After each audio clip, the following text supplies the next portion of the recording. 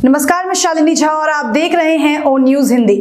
बॉलीवुड की सबसे बड़ी विवादित क्वीन स्वरा भास्कर किसी ना किसी वजह से सुर्खियों में बनी रहती है।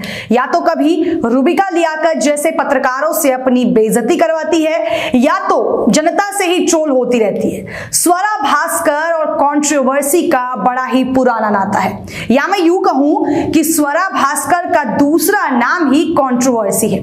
फिल्मों में तो ये कुछ खासा कमाल दिखा नहीं पाई, तो सोचती है क्यों ना अपने अटपटे बयानों से ही लाइमलाइट में आ जाऊं। एक्टिंग ये स्क्रीन पर नहीं, केवल इंटरव्यूज में ही करती हैं। मैडम को कंट्रोवर्सी से बेशुमार प्यार है कि कभी भी कुछ भी ज्ञान देने जनता के सामने आ जाती हैं।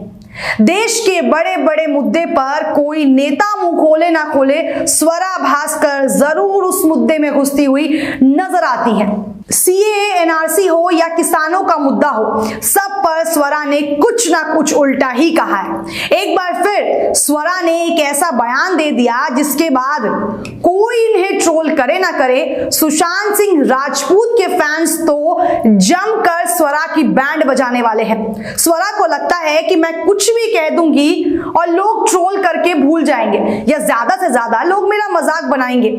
लेकिन इन्हें कौन समझाए कि भाई आप खुद ही मजाक का पात्र बनती हैं। इन दिनों बॉलीवुड में बॉयकॉट काफी ट्रेंडिंग टॉपिक बना हुआ है।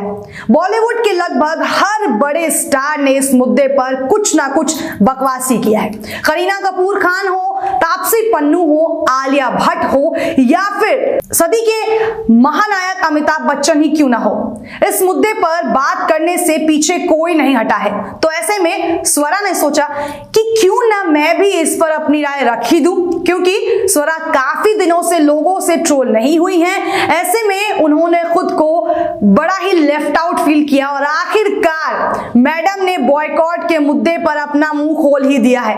हाल ही में स्वरा ने इंडिया टुडे को एक इंटरव्यू दिया जिसमें उन्होंने बॉयकॉट का जिम्मेदार सुशांत सिंह राजपूत को ठहराया। स्वरा ने कहा कि वह असफलता का जश्न मनाने में भरोसा नहीं रखती। इसके अलावा स्वरा ने यह दावा किया है कि बॉलीवुड के खिलाफ नफरत सुशांत सिंह राजपूत की आत्महत्या के बाद से बढ़ी है। सुशांत के सुसाइड के बाद से ही बॉलीवुड को ड्रग्स और शराब में लिप्त दिखाया जा रहा है। अब आप लोग ही देख लीजिए कि बॉयकॉट का जिम्मेदार इनके हिसाब से वो है जो अब इस दुनिया में भी नहीं है। मतलब इनके हिसाब से पहले तो बॉलीवुड को कभी बॉयकॉट किया ही नहीं गया, या तो शायद इनकी याददाश्त इतनी कमजोर है या इनके पास नॉलेज की कमी है। क्योंकि जहां तक मुझे याद है, सुशांत की डेथ से पहले भी आमिर खान की पीके और रणवीर सिंह की पद्मावत जैसी मूवीज को बॉयकॉट करने की मांग उठी थी। शायद यह भी हो सकता है कि स्वरा को लगा हो कि अगर मैंने बॉलीवुड के बारे में बुरा कह दिया तो जो भी फिल्में मुझे मिल रही हैं कहीं वो भी ना मिलनी बंद हो जाए। खैर, आगे बढ़ते हैं और बताते हैं कि मैडम ने आगे क्या कुछ कहा है। अब भाई ये ठहरी स्वरा भास्कर, ये ऐसे थोड़ी ना रुकने वाली हैं। स्वरा ने आगे कहा कि आप RRR, पुष्पा और KGF के बारे में सुनते हैं क्योंकि साउथ में ये 3 फिल्में हैं जिन्होंने अच्छा किया है, लेकिन वहां भी इतनी फिल्में रिलीज हो रही हैं जो अच्छा प्रदर्शन नहीं कर पाई। ऐसा नहीं है कि साउथ में रिलीज हुई हर फिल्म हिट होती है। आप उन लोगों के बारे में सुन रहे हैं जो हिट हो रही है। यहां तक कि बॉलीवुड में भी भूल भुलैया 2 और गंगूबाई ने बहुत अच्छा प्रदर्शन किया है।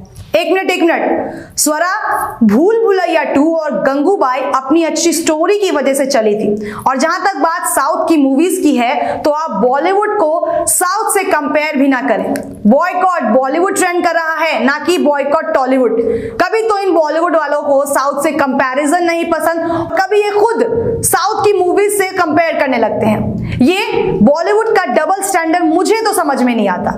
इस पर मुझे सलमान खान का वो गाना बड़ा याद आ रहा है, आप करें तो रासलीला और हम करें तो खैर जाने दीजिए। स्वरा की तरह मुझे अपनी जुबान को गंदे करना अच्छा नहीं लगता।